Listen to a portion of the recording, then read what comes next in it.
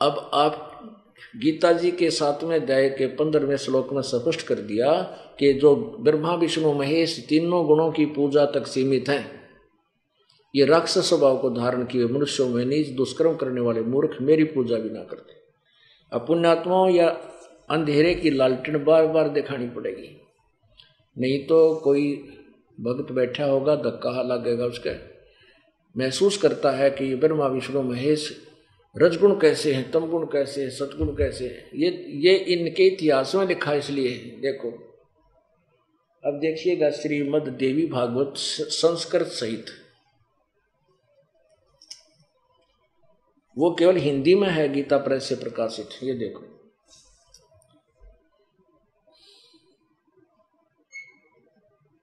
और ये कहाँ से प्रकाशित है? अथ श्रीमद् देवी भागवत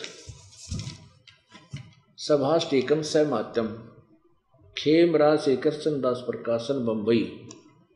इसके तीसरे सकंद में आते, ये तीसरा सकंद। अथ श्रीमद् देवी भाषा टीका युक्ते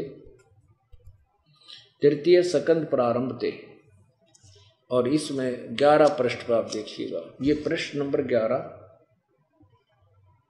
और अध्याय नंबर 5, अध्याय नंबर 5 का 8वां श्लोक, 7वां खत्म हुआ। आत्मा, हे मातर, हे माता, यदि हमारे ऊपर सदा आप दया युक्त हो तो हमको तमोगुण में किस प्रकार प्रदान किया। शिव जी कह रहा है, ब्रह्मा रजोगुण और हरि सतोगुण क्यों युक्त किए हैं। अब संस्कृत और देखो, ये 7वां श्लोक समाप्त हुआ, 8वां प्रारंभ हुआ। यदि दया धर्मना न सदाम्बिके कथम अहम विहित है, मैं क्यों बना दिया तमोगुण और कमल जय माने कमल से उत्पन्न होने वाले ब्रह्मा जी को रजोगुण संभव, किस लिए रजोगुण बना दिया, और सुविहित किमो सतोगुण हरि, और विष्णु जी को आपने सतगुण क्यों बना दिया। इति सिद्धम रजगुण ब्रह्मा सतगुण विष्णु तमगुण शिव जी। यहाँ इन्हीं की पूजा को नकारा है कि जो इन तक की पूजा करते हैं वो राक्षस स्वभाव को धारण किए मनुष्यों में नीच दुष्कर्म करने वाले मूर्ख। इकट्ठी 3 गालियां दे रखी भगवान ने। अब फिर ये 2-4 उदाहरण सुनाने पड़ेंगे ताकि प्रत्येक आत्मा, हमारे बान भाई, बच्चे, बेटे, बुजुर्ग अपने मित्र को, रिश्तेदार को, भाई को, बहन को साथ लाते हैं कि एक बार हमारे गुरुदेव का सत्संग सुन ले। अब वहाँ तो वो नहीं सुना पाते, ना वो सुनने को तैयार होते, और यहाँ आ जाती है जो पुण्यात्मा हमारे भक्तों के कहने से उसके भाग जाग जाते हैं। क्योंकि यहाँ 2 घंटे तो उसने सुनना पड़ेगा बैठ के, और सुनेगा तो अंधेरा हटाए पड़ा ही तो प्रत्यक्ष सामने है, फिर उसके भाग उदय हो जाएंगे। इसी तरफ जागेगी रब तरह गजब। ये सचमुच या तो खजाना लौटा है तत्व ज्ञान का। अब इनको राक्षस स्वभाव का तो क्यों कही मूर्ख। एक जैसे रावण ने शिव जी की, तमोगुण शिव की पूजा करी थी, और इतनी घोर पूजा की थी आप 7 जन्म नहीं कर सकते, तो यहाँ से काट के और समर्पण कर दिया 10 बार। फिर भगवान शिव ने उनको वापस दे दिया, फिर काट दिया, फिर दे दिया। तो ऐसी जो है ना समर्पण, और भगवान शिव से, अब शिव ने उसको क्या दिया, आखिर में भगवान शिव की साधना से आखिर चल के क्या बना, भगवान शिव जी ने उनको सिद्धि दे दी, आकाश में उड़ जाने की, रिद्धि दे दी, धन प्राप्त करने की, सोने की लंका बना ली। फिर बकवाद गढ़न ला गया, सीता जी उठा लिया, पर स्त्री को उठा लाया, और वो कुक्रम करे जो राक्षस कहलाया, मांस खावे, शराब पीने ला गया। तो राक्षस स्वभाव के धारण किए हुए मनुष्यों में नीच ऐसा दुष्कर्म अपनी माता को, यानी एक तरफ तो हम शिव जी की पूजा करते हैं, और उसके भाई विष्णु की पत्नी उठा लिया, और कहते ऐसे मनुष्यों में नीच, यानी कितने घटिया कर्म किया, और कुत्ते वाली मौत मेरा राक्षस कहलाया। एक भस्मागिरी नाम का साधक था, तपस्वी, भगवान शंकर के द्वार पर ऊपर न पैर करके नीचे को सिर करके सिरासन पर 12 वर्ष तप किया। पार्वती की प्रार्थना पर भगवान शिव ने पूछा कि बोल क्या मांगता है भस्मागिरी, मैं तेरे से अति प्रसन्न हूँ। भस्मागिरी ने कहा भगवान वचनबद्ध हो जाओ। वचनबद्ध हो गया। कहने लगे आपका भस्म कड़ा दे दे जो आपने भस्म कड़ा रखा है। भगवान ने वचनबद्ध थे ही निकाल कर भस्म कड़ा दे दिया।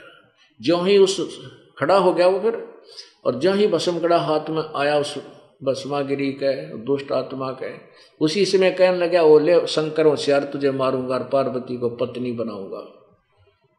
अब इतना जब उसका उग्र रूप देख कर न्यू करा, उस शिव जी को पता था जैसे ने एक बार कह दिया भस्म तेरी राख हो जाएगी, डांक ठोक दी, फुल स्पीड से दौड़ लिया भगवान शिव जी सिर पे पांव रख के मारेगा वह दुष्ट।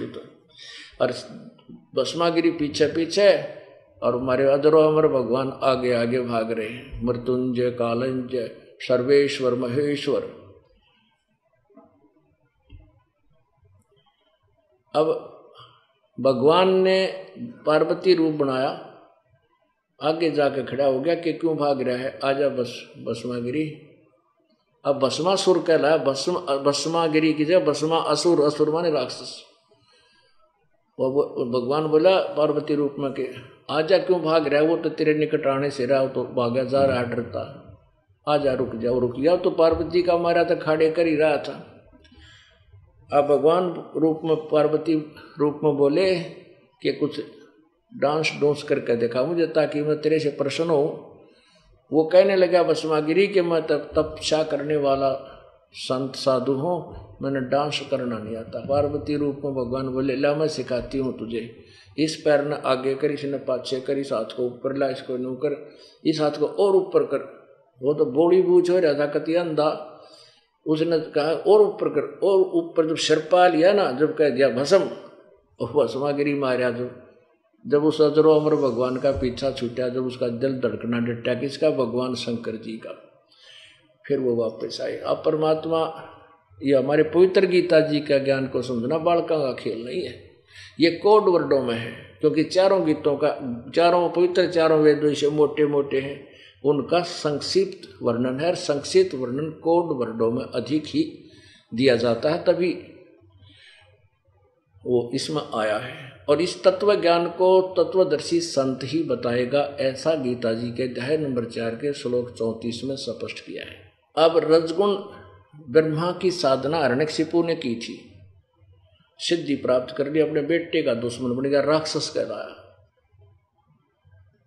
अब ये वैष्णु साधु विष्णु जी के उपासक होते हैं, तो सतोगुण विष्णु के। एक बार कुंभ का मेला भरा हरिद्वार की पैड़ियां पे, हरिद्वार की हर की पैड़ी हरिद्वार में, वहां पर भी लगी। ये गिरी पुरी वैष्णु नागा जितने भी थे ये सारे साधु संत वहां पहुंच गए। अपने उनके ग्रुप बन जाते हैं। गिरी एक उनका अलग स्थान होता है, पुरियों का न्यारा, वैष्णु अलग, नागा न्यारे वो नगन रहते थे। ये नागा और गिरिपुरी ये तो शिव के उपासक, और वैष्णु साधु होते हैं श्री विष्णु जी के उपासक। तो जब परभी का समय था, हर की पैड़ियों पर स्नान सब करना होता है, उसमें कहते हैं मोक्ष हो जाता है, सबका कल्याण हो जाता है।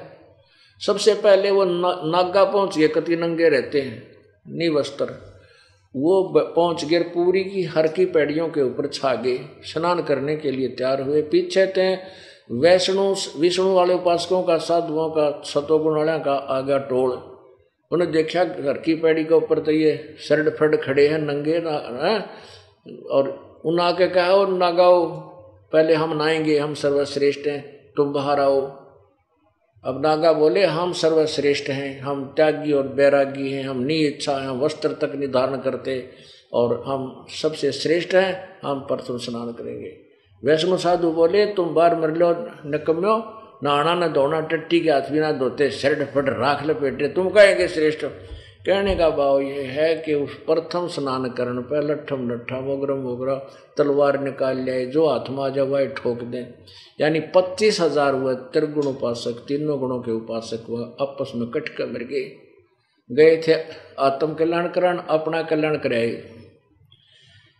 अब क्या कहते हैं परमात्मा कबीर जी, तीर तुपक तलवार कटारी जमदड़ जोर बधावे हैं, हर पैड़ी हर हेत न जान्या वहां जा तेग चलावे हैं। तेग माने तलवारें। काटे शीस नहीं दिल करुणा ये जग में साध कमावे हैं। जो जन इनके दर्शन को जावे उनको भी नरक पठावे हैं।